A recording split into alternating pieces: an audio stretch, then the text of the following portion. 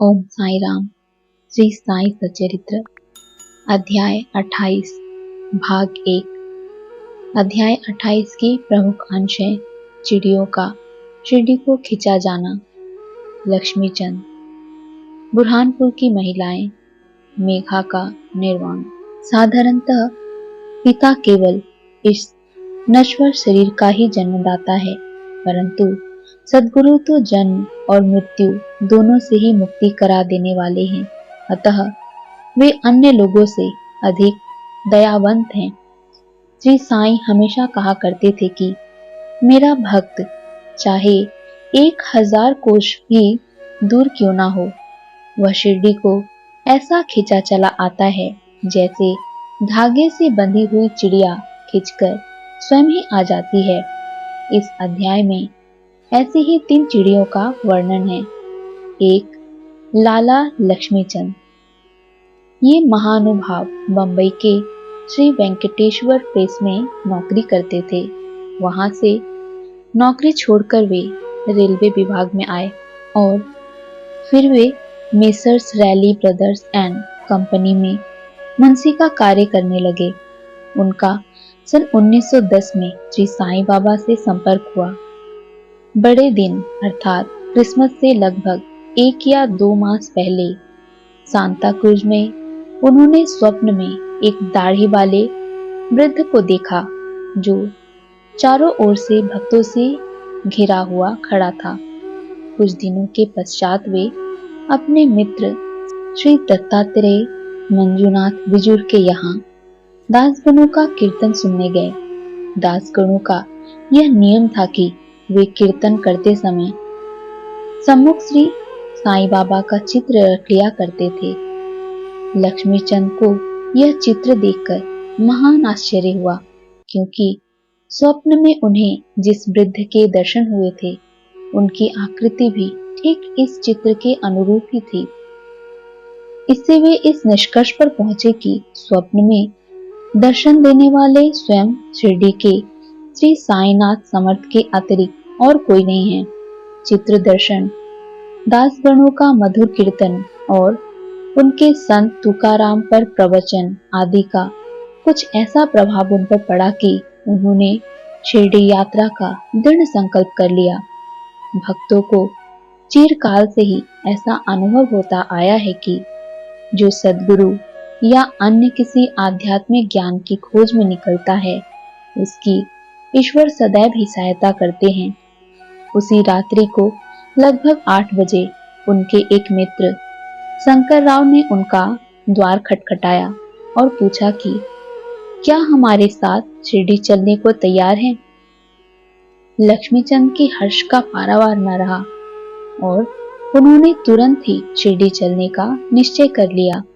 एक मारवाड़ी से 15 रुपए उधार लेकर तथा अन्य आवश्यक प्रबंध कर उन्होंने शिरडी को प्रस्थान कर दिया। रेलगाड़ी में उन्होंने अपने मित्र के साथ कुछ देर भजन भी किया। उसी डिब्बे में 4 यवन यात्री बैठे थे जो शिरडी के समीप ही अपने अपने घरों को लौट रहे थे। लक्ष्मीचंद ने उन लोगों से श्री साईं बाबा के संबंध में कुछ पूछताछ की। तब लोगों ने उनसे बताया कि श्री साईं बाबा शिरडी में अनेक वर्षों से निवास कर रहे हैं और वे एक पहुंचे हुए संत हैं। जब वे कोपरगांव पहुंचे तो बाबा को भेंट देने के लिए कुछ अमरूद खरीदने का उन्होंने विचार किया। वे वहां के प्राकृतिक सौंदर्यमय दृश्य देखने में कुछ ऐसे तल्लीन हुए कि उन्हें अमरूद लेने की सुधि ही न रही। परंतु जब वे शिरडी के समीप आए तो यकायक उन्होंने अमरूद खरीदने की स्मृति हो आई। इसी बीच उन्होंने देखा कि एक वृद्धा टोकरी में अमरूद लिए तांगे के पीछे पीछे दौड़ती चली आ रही है। यह देख उन्होंने तांगा रुकवाया और उनमें से कुछ बढ़िया अमरूद खरीद लिए। तब वह वृद्धा उनसे कहने लगी कि कृपा कर ये शेष अमरूद भी मेरी ओर से बाबा को भेंट कर देना। यह सुनकर तत्क्षण ही उन्हें विचार हो आया कि मैंने अमरूद खरीदने की जो इच्छा पहले की थी और जिसे मैं भूल गया था, उसी की इस वृद्धा ने पुनः स्मृति करा दी है। श्री साईं बाबा के प्रति उसकी भक्ति देख वे दोनों बड़े चकित हुए। लक्ष्मीचंद ने ये सोचकर कि हो सकता है कि स्वप्न में जिस वृद्ध के दर्शन मैंने किए थे उनके ही यह कोई रिश्तेदार हो, वे आगे बढ़े। शिरडी के समीप पहुंचने पर उन्हें दूर से ही मस्जिद में फहराती ध्वजाएं दिखाई दी, जिन्हें देख प्रणाम कर अपने हाथ में पूजन सामग्री लेकर वे मस्जिद पहुंचे और बाबा का यथाविधि पूजन कर वे द्रवित हो गए। उनके दर्शन कर वे अत्यंत आनंदित हुए तथा उनके शीतल चरणों से ऐसे लिपटे जैसे एक मधुमक्खी कमल के मकरंद की सुगंध से मुग्ध होकर उससे लिपट जाती है। तब बाबा ने उनसे जो कुछ कहा उसका वर्णन हेमाड़ पंत ने अपने मूल ग्रंथ में इस प्रकार किया है। रास्ते में भजन करते और दूसरे आदमी से पूछते, दूसरे से क्या पूछना, सब कुछ अपनी आंखों से देखना, काहे को दूसरे आदमी से पूछना, सपना क्या झूठा है या सच्चा, कर लो अपना विचार आप, मारवाड़ी से उधार लेने की क्या जरूरत थी, हुई क्या मुराद पूरी। ये शब्द सुनकर उनकी सर्वव्यापकता पर लक्ष्मीचंद को बड़ा अचंभा हुआ। वे बड़े लज्जित हुए कि घर से शिरडी तक मार्ग में जो कुछ हुआ उसका उन्हें सब पता है। इसमें विशेष ध्यान देने योग्य बात केवल ही है कि बाबा यह नहीं चाहते थे कि उनके दर्शन के लिए कर्ज लिया जाए या तीर्थ यात्रा में छुट्टी मनाएं। सांझा अर्थात उपमा। दोपहर के समय जब लक्ष्मीचंद भोजन को बैठे तो उन्हें एक भक्त ने सांझे का प्रसाद लाकर दिया, जिसे पाकर वे बड़े प्रसन्न हुए। दूसरे दिन भी वे सांझा की आशा लगाए बैठे रहे, परंतु किसी भक्त ने वह प्रसाद न दिया जिसके लिए वे अति उत्सुक थे। तीसरे दिन दोपहर की आरती पर बापू साहेब जोग ने बाबा से पूछा कि नैवेद्य के लिए क्या बनाया जाए। तब बाबा ने उनसे सांझा लाने को कहा। भक्तगण 2 बड़े बर्तनों में सांझा भरकर ले आए। लक्ष्मीचंद को भूख भी अधिक लगी थी, साथ ही उनकी पीठ में दर्द भी था। बाबा ने लक्ष्मीचंद से कहा, कमर में दर्द भी है, लो अब सांझे की ही करो दवा। उन्हें पुनः अचंभा हुआ कि मेरे मन के समस्त विचारों को उन्होंने जान लिया है। वस्तुतः वे सर्वज्ञ हैं। कुदृष्टि। इसी यात्रा में एक बार उनको चावड़ी का जुलूस देखने का भी सौभाग्य प्राप्त हो गया। उस दिन बाबा कफ से अधिक पीड़ित थे। उन्हें विचार आया कि इस कफ का कारण शायद किसी की नजर लगी हो। दूसरे दिन प्रातःकाल जब बाबा मस्जिद को गए तो श्यामा से कहने लगे कि कल जो मुझे कफ से पीड़ा हो रही थी उसका मुख्य कारण किसी की कुदृष्टि ही है।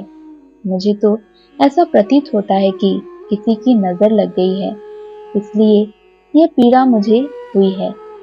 लक्ष्मीचंद के मन में जो विचार उठ रहे थे वही बाबा ने भी कह दिए। बाबा की सर्वज्ञता के अनेक प्रमाण तथा भक्तों के प्रति उनका स्नेह देखकर लक्ष्मीचंद बाबा के चरणों पर गिर पड़े और कहने लगे कि आपके प्रिय दर्शन से मेरे चित्त को बड़ी प्रसन्नता हुई है। मेरा मन आपके चरण कमल और भजनों में ही लगा रहे। आपके भवभय नाशक चरणों का स्मरण करते हुए मेरा जीवन आनंद से व्यतीत हो जाए, ऐसी मेरी आपसे विनम्र प्रार्थना है। बाबा से आशीर्वाद तथा उदी लेकर वे मित्र के साथ प्रसन्न और संतुष्ट होकर मार्ग में उनकी कीर्ति का गुणगान करते हुए घर वापस लौट आए और सदैव उनके अनन्य भक्त बने रहे। शिरडी जाने वालों के हाथ वे उनको हार, कपूर और दक्षिणा भेजा करते थे। बुरहानपुर की महिलाएं। अब हम दूसरी चिड़िया अर्थात भक्त का वर्णन करेंगे। एक दिन बुरहानपुर में एक महिला ने स्वप्न में देखा कि श्री साईं बाबा उसके द्वार पर खड़े भोजन के लिए खिचड़ी मांग रहे हैं।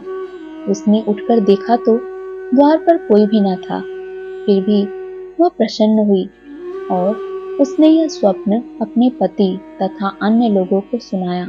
उसका पति डाक विभाग में नौकरी करता था।